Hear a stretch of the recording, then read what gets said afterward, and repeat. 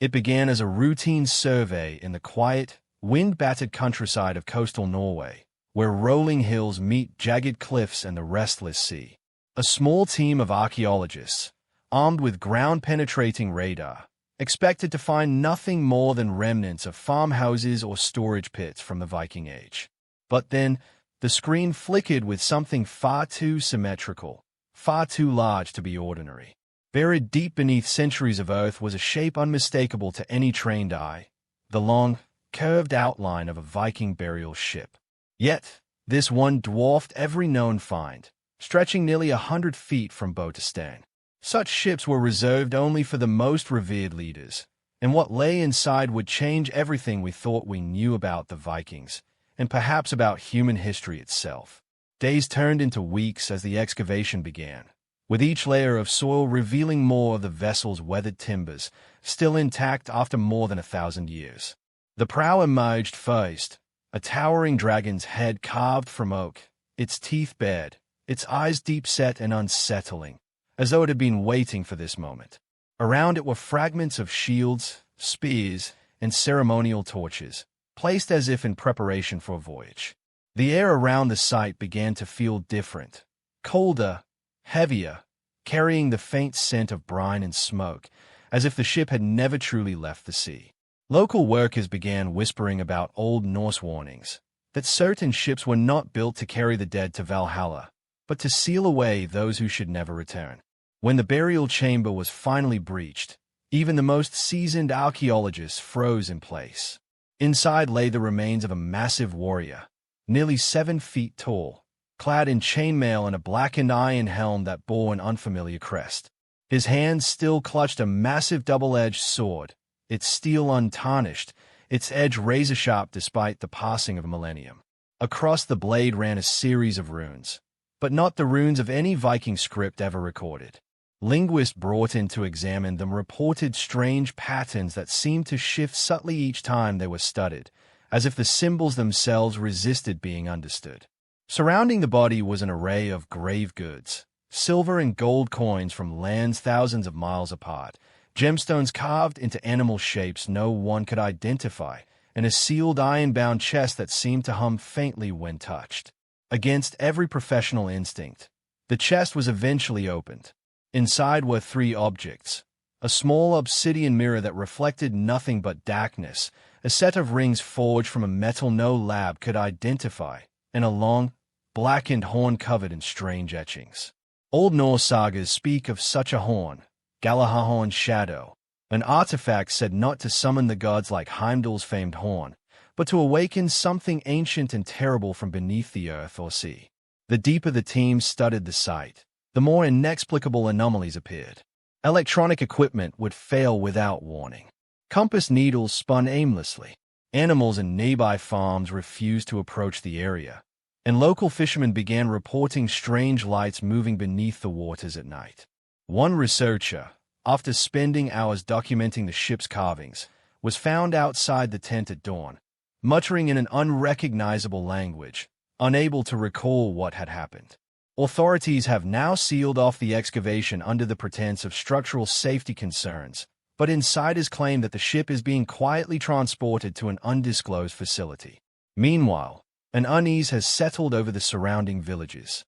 Some elders insist this was not a burial honoring a hero, but a prison meant to contain a threat, one that the Vikings themselves feared above all else. If that is true, then disturbing it may have been a mistake humanity cannot afford to make. And as storms gather over the coast and the nights grow longer, the question no one wants to ask hangs in the air.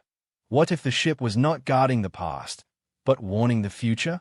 The discovery began not with a shout, but with a whisper carried by the wind that sweeps endlessly over the lonely, salt-stung cliffs of coastal Norway. This was a place where legends do not fade. They cling to the stones like lichen, passed from fisherman to fisherman, generation to generation. For centuries, locals spoke of the hill that watches, an unnatural mound rising from the windswept heathland, a place where animals refused to graze and where compasses spun in lazy, maddening circles. During storms, some swore they heard the faint rhythm of oars on water, echoing from the land itself. It was in the summer of this year that a team of archaeologists arrived, armed with ground-penetrating radar and the cool confidence of modern science. Their mission was simple: map the subsoil for traces of early medieval habitation. But the moment the first scans appeared on their monitors, the air in the tent thickened with disbelief. There it was, the unmistakable silhouette of a ship. Not a small burial boat, as was sometimes found in Viking graves, but a vessel so massive, so elaborate in design, that its discovery threatened to rewrite the entire history of Norse shipbuilding. The excavation began with precision and restraint. Layers of turf were peeled away like pages of a book, each revealing more of the ship's story. First, the curve of the hull, its oak planks astonishingly preserved, as though the sea salt air had never touched them. Then, rising from the earth, the great prow, a dragon's head, carved in such violent, almost lifelike detail that its wooden teeth seemed poised to bite. This was no mere decoration. The runic script carved along its neck did not match any catalogued Norse alphabet. Linguists and runologists pored over it and could only agree on one translation. The words were meant as a warning, not an epitaph. From the start, the site was plagued by strange phenomena. Digital equipment malfunctioned without explanation. Workers complained of sudden headaches, dizziness, and an overwhelming sense of being watched. Some refused to return the following day. Even the weather turned peculiar. Days of unbroken sun suddenly giving way to violent, localized storms that battered only the excavation grounds. At night, security guards claimed to hear the muffled splash of water and the groaning of timbers, though the nearest inlet was several miles away. When at last the archaeologists reached the central burial chamber, they found its double doors bound shut with thick iron bands, each inlaid with symbols so ancient and foreign that not even scholars of Proto-Norse could identify them. The moment those bands were cut and the chamber was opened, an unnatural cold rushed out, frosting the air despite the warmth of the midsummer sun.